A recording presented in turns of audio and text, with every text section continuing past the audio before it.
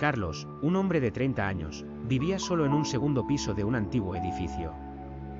Desde aquella noche en que había visto al misterioso hombre en la ventana de su vecino, había intentado olvidar lo sucedido, pero las sombras del pasado siempre lo acechaban, alimentando sus pesadillas. Una noche, mientras trabajaba en su computadora, sintió la tentación de asomarse por la ventana. Al mirar hacia el edificio de enfrente, notó que las luces parpadeaban. Recordó a Laura, la madre de Diego, y a Alicia, quienes vivían allí. Algo en su interior le decía que debía investigar. Al día siguiente, decidió visitar a Laura. Al entrar, notó la atmósfera tensa. Laura y Diego estaban en el salón, y a su lado, Juan y Alicia parecían nerviosos. Carlos, hay algo extraño en el edificio, dijo Laura, su voz temblando. Desde que Diego empezó a hablar de su amigo imaginario, hemos notado cosas inquietantes. Sombra, su amigo, está actuando de manera extraña, añadió Diego, con ojos aterrorizados. A veces escucho susurros y siento que algo nos observa desde el espejo. Carlos recordó su propia experiencia con el hombre en la ventana y cómo había sentido su presencia. ¿Y si está conectado?, sugirió, tratando de calmar a todos. El hombre que vi puede estar relacionado con lo que les está pasando. La idea de enfrentar sus miedos les heló la sangre, pero decidieron que era hora de investigar. Se dirigieron juntos al oscuro bosque, el lugar donde todo había comenzado. Mientras caminaban, la atmósfera se tornó densa y el aire frío les hacía temblar. Era como si las sombras del pasado estuvieran dispuestas a atraparlos una vez más.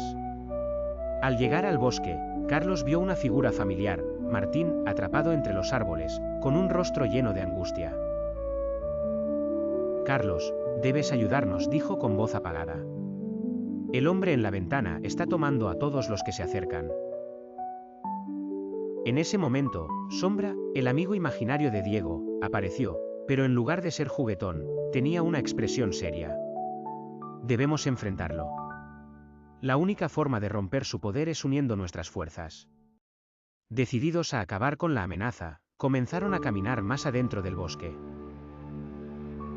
Las ramas crujían bajo sus pies y una inquietante sensación de ser observados los rodeaba. De repente, el hombre en la ventana apareció ante ellos, sus ojos oscuros reflejando una profunda maldad. ¿Por qué están aquí?, preguntó, su voz resonando como un eco en la penumbra. Carlos dio un paso adelante, su corazón latiendo con fuerza. No tienes poder sobre nosotros. Las palabras resonaron en la oscuridad, uniendo a todos en un solo frente. El hombre comenzó a reírse, su risa resonando como un trueno. ¿De verdad creen que pueden derrotarme? Una ráfaga de viento helado los rodeó, haciendo que todos tambalearan. Carlos sintió un escalofrío recorrer su espalda mientras los recuerdos de sus miedos más profundos empezaban a manifestarse en la oscuridad. No, esto no es un juego, gritó Laura, pero el hombre comenzó a invocar sombras que se abalanzaron sobre ellos, llevándolos a sus propios temores. Cada uno se enfrentó a su propio desafío. Carlos se vio rodeado por imágenes del hombre en la ventana, sus ojos vacíos mirándolo con desprecio. Diego luchaba contra una sombra que tomaba la forma de Sombra, su amigo imaginario. Tentándolo a sucumbir al miedo, Laura se enfrentaba a visiones de su hijo desapareciendo en la oscuridad. Mientras tanto, Carlos recordó las palabras de su madre: el miedo no tiene poder si no se lo das. Con un nuevo sentido de determinación, comenzó a gritar: no tengo miedo. Sus amigos, al escuchar su voz, también empezaron a luchar contra sus propios miedos. Unámonos, dijo Carlos. Juntos, comenzaron a compartir sus experiencias, sus historias de valor y esperanza, y el poder del hombre en la ventana comenzó a desvanecerse.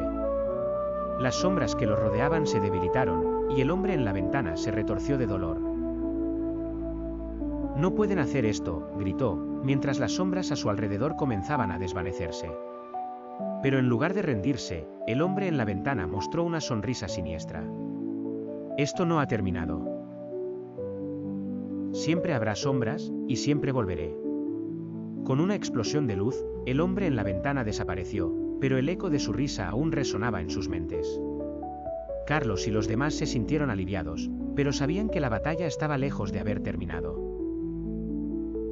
Las sombras del pasado podrían haber sido derrotadas por ahora, pero el hombre en la ventana había dejado claro que siempre estaría al acecho. Carlos regresó a su apartamento, sintiéndose más fuerte, pero también inquieto. En el fondo de su mente, sabía que las sombras no se disiparían fácilmente. Esa noche, mientras intentaba dormir, escuchó un susurro proveniente de la ventana. Se acercó y, al mirar hacia afuera, vio una figura oscura en el edificio de enfrente, la misma que había enfrentado. «Nunca te irás de aquí, Carlos». La voz resonó en su mente, una amenaza que prometía regresar. Las noches pasaron, y aunque su relación con sus amigos se fortaleció, la presencia del hombre en la ventana continuaba acechando. Cada encuentro con ellos lo unía más, pero cada día también lo recordaba que la batalla estaba lejos de terminar. La historia no había terminado.